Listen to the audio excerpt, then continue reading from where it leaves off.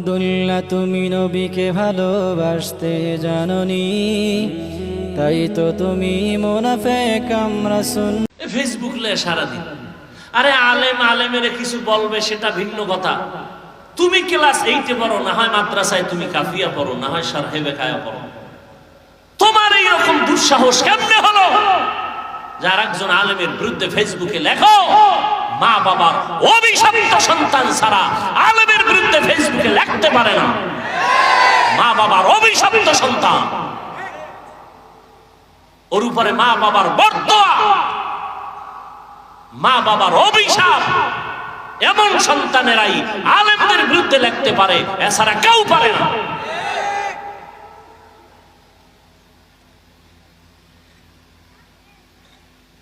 আল্লাহ হেদায়েত দান করুন, আল্লাহ আমাকে হেদায়েত দান করুন, আপনাদেরকেও হেদায়েত দান করুন। আমার এখানে প্রত্যেক মাসের দ্বিতীয় শুক্রবার ইসলাহি ইজতেমা হয়, ওলামাদের জন্য আলাদা একটু সময় দেই।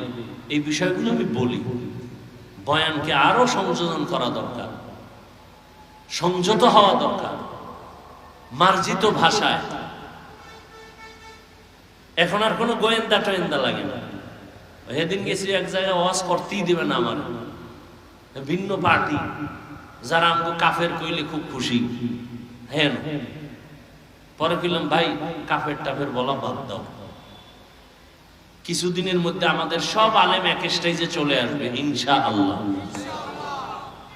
আপনারা সাধারণ মানুষ কিলাকিলি করে লাভ কি?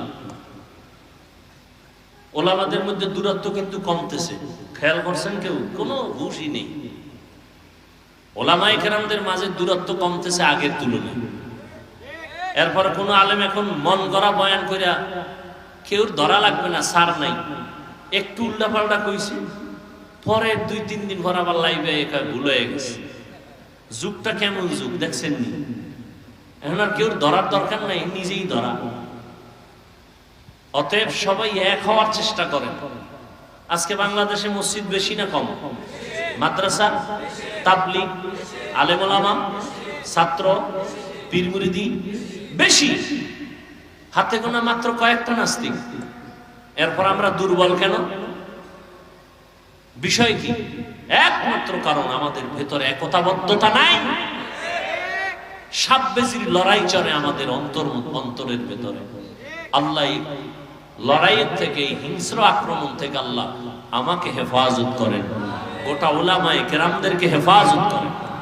এক মঞ্চে, এক মনে, এক ধ্যানে, ইখলাসের সাথে দ্বীনের কাজ করার সবাইকে তৌফিক আল্লাহ দান করেন।